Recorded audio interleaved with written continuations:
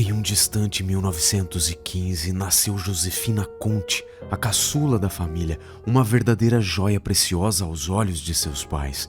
No entanto, quando atingiu a idade de 15 anos, algo terrível aconteceu. Josefina adoeceu gravemente e a rapidez do diagnóstico foi surpreendente. Tuberculose. Aqui está o grande choque. Um século atrás, isso era uma sentença de morte, com um alto risco de contagiar a todos à sua volta.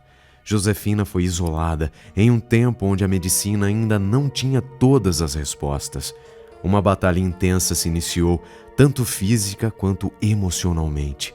Nossa jovem protagonista permaneceu em isolamento até o fim de seus dias. Precisamente, um ano depois, em 16 de agosto de 1931. O coração do Sr. Nicolau Conte, pai de Josefina, se despedaçou com a perda da filha, o seu amor incondicional, e não podemos deixar de imaginar a tristeza que envolveu seus irmãos e outros membros da família. Os sonhos da amada jovem foram interrompidos precocemente, sem chance de realização. Mas, mesmo com a partida dela, a família desejava uma despedida memorável, uma homenagem que eternizasse a doce Josefina. Para isso, eles decidiram adornar seu túmulo com a mais magnífica placa que o dinheiro pudesse adquirir. O empresário Jorge Conte, sobrinho da falecida Josefina, revisitou as memórias da família e explicou que era muito comum em Belém do Pará, naquele tempo, que os enterros fossem realizados com belos carros funerários, com as laterais transparentes, de modo que o caixão e as flores pudessem ser vistos pelas pessoas nas calçadas das ruas, por onde o cortejo fúnebre passava. O sentido do deslocamento dessa última viagem era sempre do hospital para o cemitério. Contudo, na despedida de Josefina, o pai estipulou que o enterro saísse da fábrica da família e dali seguisse em direção à futura morada eterna da menina. A menina sempre gostou muito de passear de carro, certamente um luxo em 1931. Talvez justamente por isso o Sr. Nicolau organizou daquela maneira o trajeto do corpo até o cemitério, prolongando o percurso mais um pouco. Um fato que chamou a atenção de todos foi a tampa do caixão se abrir durante o deslocamento, supostamente pelo sacolejar do veículo da funerária pelas ruas esburacadas da cidade de Belém. Porém, entre as pessoas mais religiosas, a história que rapidamente se propagou foi sobre Josefina ter voltado dos mortos ou não querer ser sepultada.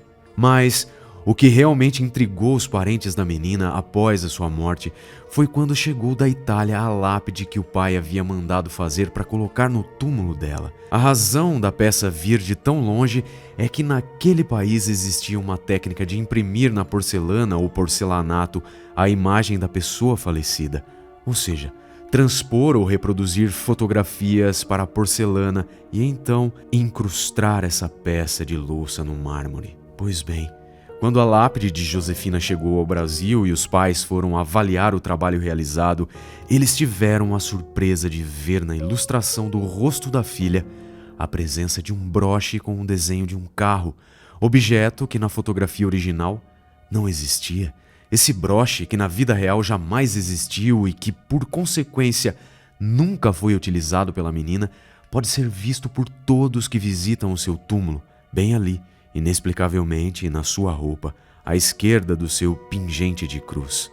Mas o acontecimento que transformou Josefina Conte em uma figura conhecida, temida e ao mesmo tempo santificada na cidade de Belém se passou uns 5 anos após a sua morte, como explicou o seu sobrinho. Mas fiquem com o relato que o próprio empresário Jorge Conte compartilhou. Foi em um dia quando a família estava almoçando e um estranho bateu na porta. Era um senhor que disse: "Olha, eu sou um chofer de táxi, motorista, e ontem eu fui ao cemitério e apanhei uma moça que me pediu para levá-la de lá até a basílica e ainda me pediu para ficar esperando.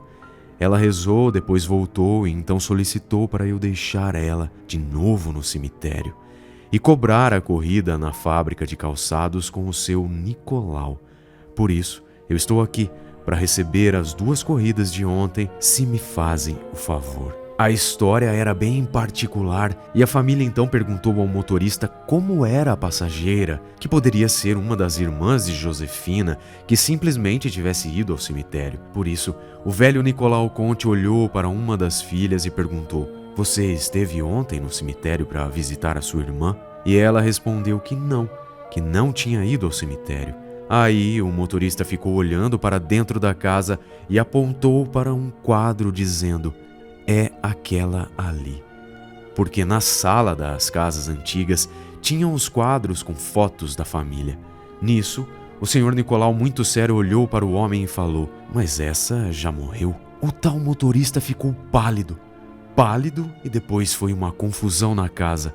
O homem ficou tão assustado que nem quis mais cobrar a corrida e foi embora rapidamente fazendo o sinal da cruz. A partir desse episódio verdadeiro, começaram a correr de boca em boca outros relatos sobre Josefina Conte embarcar nos veículos de praça da sua cidade, pedir para ser levada ao cemitério ou igreja e depois dizer que a conta fosse cobrada na casa do seu pai, o Nicolau.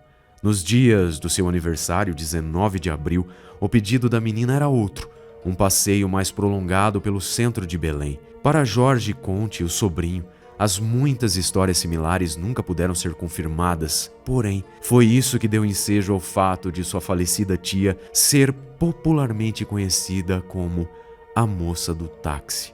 E foi com esse nome que ela se transformou em uma lenda urbana. Ao passo que gerações de taxistas sentiram medo, a população em geral viu Josefina como uma menina santa a quem se poderia pedir graças e milagres. Em 1972, o escritor paraense Valcir Monteiro incluiu a Moça do Táxi no seu livro Visagens e Assombrações de Belém, preservando para sempre esse capítulo da história e da cultura imaterial de sua cidade. E como em casos parecidos, o túmulo de Josefina Conte no cemitério de Santa Isabel, localizado na Avenida José Bonifácio, praticamente passou para o domínio popular, mesmo que a família desejasse que ele fosse preservado como era originalmente. As romarias de inúmeras pessoas acabaram transformando, escurecido pelas chamas das velas que ali são acesas diariamente e pelo acúmulo das placas de agradecimentos pelos milagres alcançados. Mas e você já conhecia a história do fantasma de Josefina Conte?